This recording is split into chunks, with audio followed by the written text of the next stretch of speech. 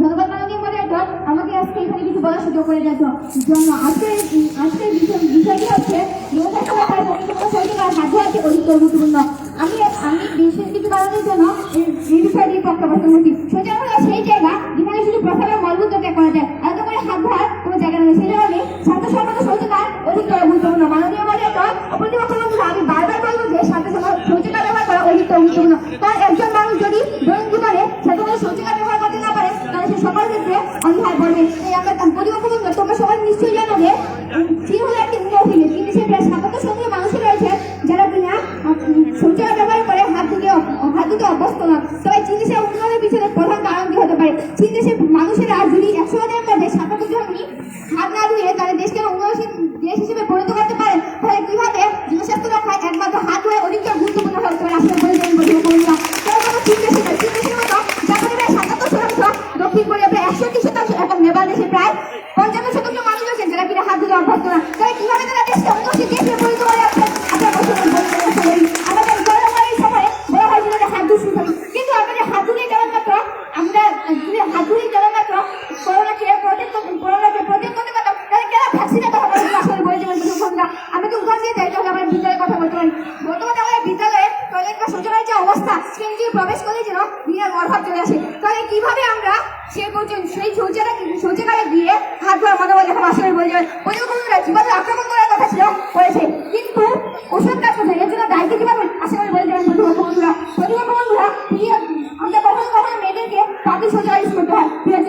একজন মেয়ে যদি পাবলিক শৌচালয়ে যায় তাহলে এক মেয়েকে যে কোন হুমকি মুখোমুখি হতে হয় তা একজন মেয়ে হয় আপনারা নিশ্চয়ই বুঝতে পারছেন বন্ধুরা। বর্তমানে অসুস্থ শৌচালয় ব্যবহার করে প্রত্যেকটা সদস্য নারী আছে যারা মূল্যায়ী আক্রমণের জন্য। যদি হাত ধোয়ার পরে স্বাস্থ্য শরীর থাকতো তাহলে কিন্তু ৫০% নারী মূল্যায়ী রোগে আক্রান্ত হচ্ছে। আসলে বলে যাবে জনস্বাস্থ্য রক্ষায় শৌচালয় অধিক গুরুত্বপূর্ণ হয়। ২০০১ সালে সিঙ্গাপুরের নাগরিক এ কথাটি উল্লেখ করেন এবং তিনি স্যানিটেশন ক্যাম্পেইন শুরু করেন। বাংলাদেশের জনসংখ্যা স্বাস্থ্যসম্মত শৌচালয় ব্যবহার করতে না পারায় সেই জনস্বাস্থ্য সুরক্ষা হচ্ছে না। এর জন্য ডাউনের হওয়ার ফলে নির্দিষ্টভাবে বলতে পারেনি যে জনস্বাস্থ্য সুরক্ষায় রয়েছেন। বর্তমানে নারী অসম্মত শৌচালয় ব্যবহারের ফলে না পারায় বিভিন্ন রোগে আক্রান্ত হচ্ছে। যদি মাত্র জনস্বাস্থ্য শৌচাগার নয় কেন হাত ধোয়ার মাধ্যমে সুরক্ষিত হতো, তাহলে কেন বাংলাদেশে এত নারী শিশু পুরুষ সব মানুষই বিভিন্ন রোগে আক্রান্ত হচ্ছে? আসলে বলে যাবে যে স্কুল কলেজগুলোতে ইন্ডিয়া ওয়ার্ল্ড রেকর্ড করার লক্ষ্য হচ্ছে।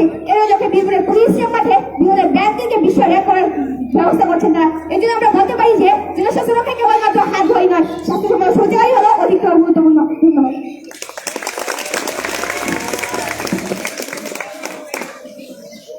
ধন্যবাদ সুমনাথা খানকে তার মূল্যবান বক্তব্য পেশ করার জন্য। এ পর্যায়ে বক্তব্য রাখবে বিপক্ষ দলের দলনেতা সাইমা আফরিনকে তার বক্তব্য রাখার জন্য বলা হবে।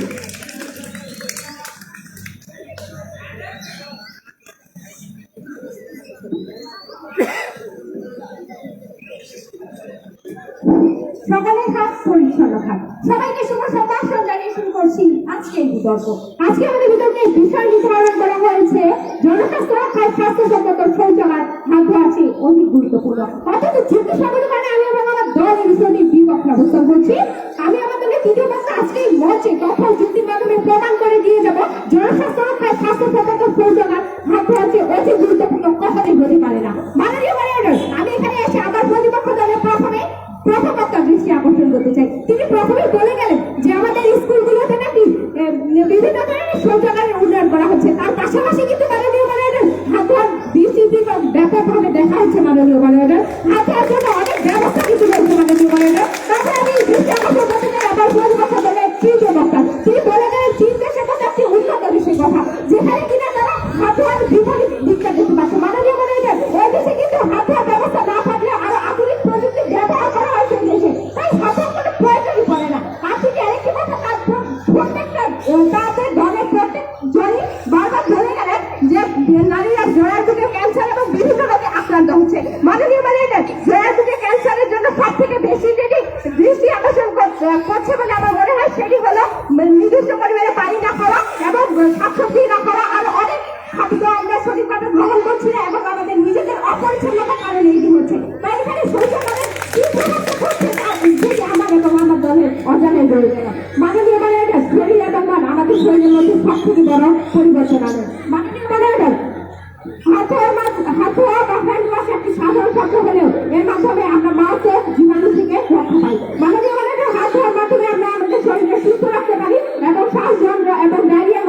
সংক্রামক রোগ থেকে আমরা রক্ষা পেতে পারি। মাননীয় ম্যাডাম, পর্যায়ক্রমে হাত ধোয়ার ফলে সর্দি, ফ্লু এবং অন্যান্য সংক্রামক রোগ থেকে আমরা ঝুঁকিমুক্ত হতে পারি। মাননীয় ম্যাডাম, হাঁচি, কাশি আরো মারাত্মক রোগ থেকে রক্ষা পাওয়ার জন্য আমরা একমাত্র যে দিকটি অবলম্বন করি সেটি হলো হাত ধোয়া।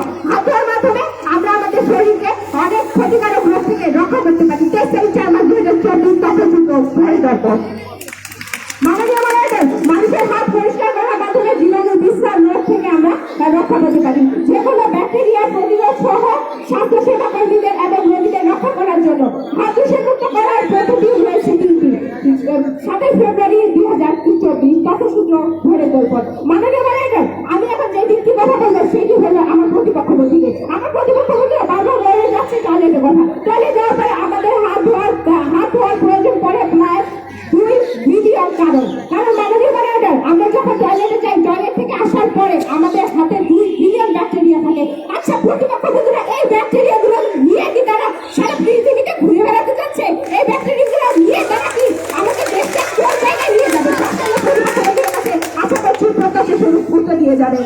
মাননীয় ম্যাডাম, আমরা যদি আমাদের টয়লেট থেকে আসার পরে আমাদের হাত না ধুই, তাহলে মুখ, নাক, চোখ স্পর্শ করার ফলে আমাদের ব্যাকটেরিয়াগুলো স্মেল ঝিল্লির মাধ্যমে আমাদের শরীরে প্রবেশ করবে এবং প্রবেশ করার মাধ্যমে আমাদের শরীরকে বিভিন্ন রোগের দিকে নিয়ে যাবে। আচ্ছা, এই উন্নয়ন করবে আমার প্রতিপক্ষ বন্ধুরা, এই উন্নয়ন নিয়ে আমাদের দেশকে সেই উচ্চ সিঁড়িতে নিয়ে যাবে। প্রতিপক্ষ বন্ধুদের কাছে আশা করছি প্রত্যাশা স্বরূপ উত্তর দিয়ে যাবে। মাননীয় ম্যাডাম, আমাদের দেশ বাংলাদেশ, তারা হয়তো ভুলে যাচ্ছে আমাদের দেশটা চীন এবং উন্নত দেশ নয়। তারা ভুলিয়ে ফেলছে চীন এবং উন্নত দেশগুলোর সাথে, এবং তাদের বক্তব্যে প্রত্যেক জনের বক্তব্যে বারবার থাকছে নারীদের বিভিন্ন ধরনের কথা। মাননীয় ম্যাডাম, আমরা ছোটবেলা থেকে শুনতে পাই, আমাদের বাবা মারা আমাদেরকে শিক্ষা দেয় যে খাওয়ার পূর্বে এবং পরে যেন আমরা হাত ধুই এবং পরে যেন হাত ধুই। টয়লেট থেকে আসার পরে যেন আমরা সঠিক নিয়ম অনুযায়ী হাত ধুই। মাননীয় ম্যাডাম, আমরা আমাদের বাবা মায়ের শিক্ষায় শিক্ষিত। মাননীয় ম্যাডাম, আজকে সেই বছর 2025 সালে এসে আমার প্রতিপক্ষ বন্ধুরা আমার মায়ের সেই শিক্ষাকে ভুল হিসেবে চিহ্নিত করছে। প্রতিপক্ষ বন্ধুদের কাছে আশা করছি প্রত্যাশা স্বরূপ উত্তর দিয়ে যাবেন। মাননীয় ম্যাডাম, 15 অক্টোবর বিশ্ব হাত ধোয়া দিবস অনুষ্ঠিত হয়। মাননীয় ম্যাডাম, আমার মনে হয় না কোনো দেশের সূর্যকার দিবস অনুষ্ঠিত হয়।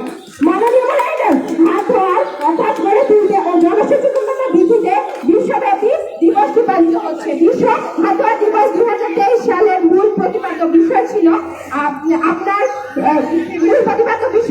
আপনার লাগানো পরিচ্ছন্ন হাত। তাই প্রতিপক্ষ বন্ধুরা আদেশ হোক আন্দোলন দিবা। চলুন আমরা সবাই এখন শুনে নিয়ে বলি, জনসচেতনতা বৃদ্ধিতে